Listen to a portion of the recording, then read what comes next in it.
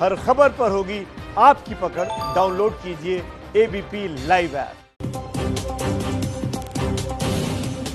ABP news देख रहे हैं आप, साथ आपके मैं हूं कुमकुम बिनवाल। इस वक्त की बड़ी खबर, यूपी की योगी सरकार कथित लव जिहाद के खिलाफ आज कैबिनेट के जरिए कानून लाने वाली है। लेकिन इससे पहले इलाहाबाद हाई कोर्ट का इसी से जुड़ा हुआ एक मामला, इस पर फैसला आया है और ये फैसला क्या है समझिए।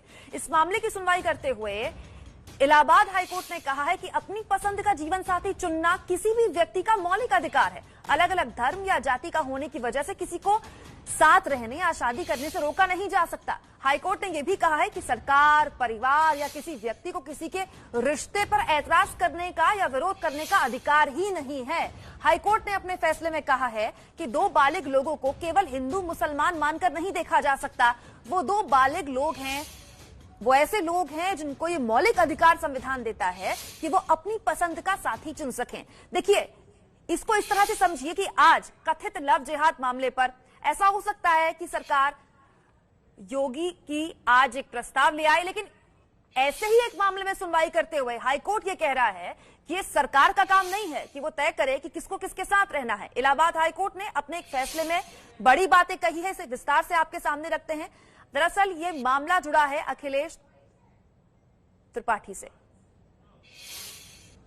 जब कानून दो समान लिंगों वालों को भी साथ रहने की इजाजत देता है तो फिर इसमें धर्म कहां से आड़े आ जाएगा। कोर्ट ने कहा कि हम मतलब दोनों को हिंदू या मुस्लिम की नजर से नहीं देख रहे हैं, हम ये देख रहे हैं कि दोनों बालिग हैं और उन्हें अपनी पसंद का साथी चुनने का अधिकार है और ये मूल अधिकार है। और इस अधिकार में अगर कोई न कोई परिवार, न कोई व्यक्ति, न कोई राज्य, कोई भी इसमें उनको अगर रोकता है तो ये उनकी व्यक्तिगत स्वतंत्रता में गंभीर अतिक्रमण है।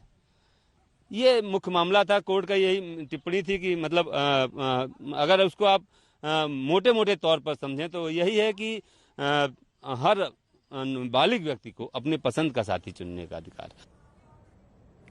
तो इलाहाबाद हाईकोर्ट ने अपने फैसले में बहुत बड़ी बातें कही हैं। यूपी सरकार की दलीलें खारिज करते हुए लड़का और लड़की के हक में कोर्ट ने फैसला दिया है और इसलिए यह महत्वपूर्ण हो जाता है कि एक तरफ हाईकोर्ट ने साफ कर दिया कि इस तरह के मामलों में वो कानूनी तौर पर इस मामले को देख ही नहीं सकती। वहीं दूसरी ओर योगी सरकार आज कथित तौर पर लव जिहाद पर कानून लाने की दिशा में बड़ा कदम उठाने जा रही है।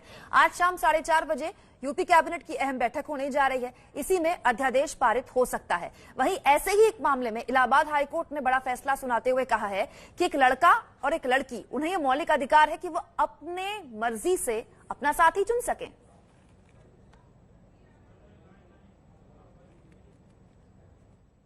उत्तर प्रदेश में लव जिहाद को लेकर के आज कैबिनेट में प्रस्ताव आ सकता है और ये जो प्रस्ताव आएगा इसका ड्राफ्ट बनाने वाले यूपी लॉ कमीशन के अध्यक्ष एन मित्तल साहब हमारे साथ हैं। सर, उत्तर प्रदेश में ये कानून आ रहा है, पहली बार आ रहा है, ड्राफ्ट आपने तैयार किया है, क्या खास होगा इस कानून में?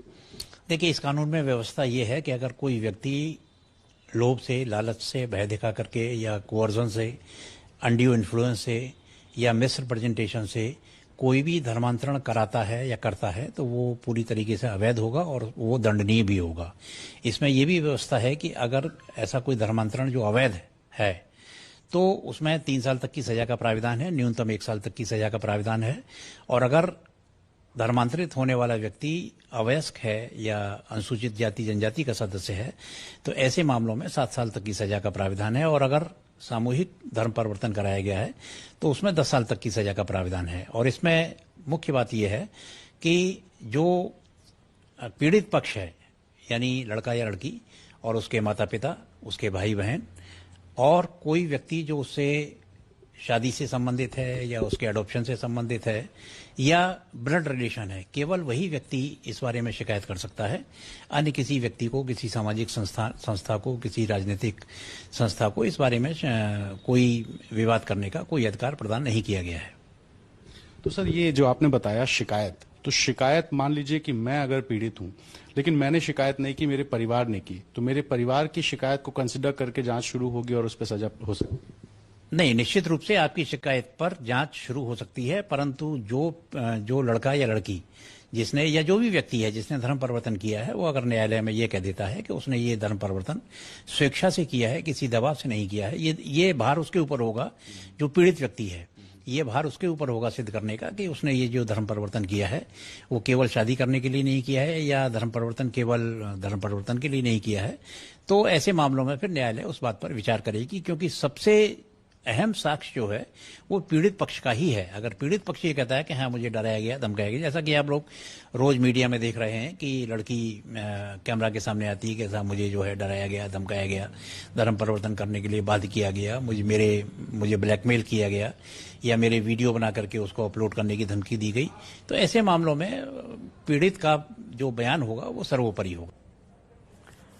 तो सीधे लिए चलेंगे आपको, हमारे सहयोगी रणवीर हमारे साथ जुड़ गए। रणवीर, यूपी लॉ कमीशन के अध्यक्ष से आपने जो बातचीत की हमने दर्शकों को सुनाई, और इलाहाबाद हाईकोर्ट ने इसी तरह के एक मामले में कहा कि एक लड़का और एक लड़की अपना किसी साथी चुनते हैं, ये सरकार का या परिवार का या किसी व्यक्ति का तय करने का काम नहीं है।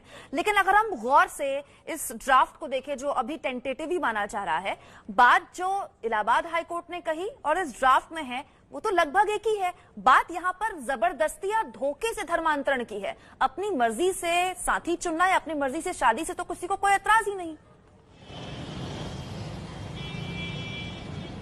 जी बिल्कुल, अगर हम धर्म परिवर्तन को लेकर के जो लव जिहाद जिसको कानून हम कह रहे हैं, अगर उसको ध्यान से देखेंगे तो शादी करने का मसला नहीं है।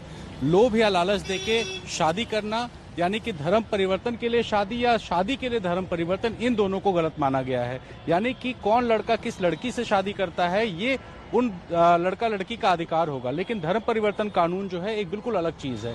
यानी कि लोभ लालच देकर किसी को अगर धर्म परिवर्तन कराया जाता है और वो या उसका जो परिवार है वो अगर शिकायत करता है और शिकायत में कोई दोषी पाया जाता है तो शादी वाले केस में 1 साल तक की सजा है। लेकिन अगर माइनर का मामला है, अगर कोई अडल्ट नहीं है तो उसमें सजा 5 साल तक की होगी, या जाति के हिसाब से अनुसूचित जाति जनजाति का होगा तो सजा 5 साल होगी। और एक और खास चीज है कि अगर कम्युनिटी लेवल पर कोई बड़े लेवल पर धर्म परिवर्तन कराता है तो सजा 10 साल तक की होगी। रणवीर, बिल्कुल। और एक और पेच है कि आपको मजिस्ट्रेट के आगे 1 महीने पहले सूचना दी नहीं होगी। हम जिस तरह के समाज में रहते हैं, अगर 2 अलग अलग धर्म के लोग शादी करना चाहते हैं, साथ रहना चाहते हैं, और वो 1 महीने पहले इस तरह की बंदिशों में है कि वो नहीं दे पाए मजिस्ट्रेट को सूचना, तो क्या वो शादी नहीं कर पाएंगे? बहुत सारे पेच हैं जिसको लेकर आगे बहस होती रहेगी।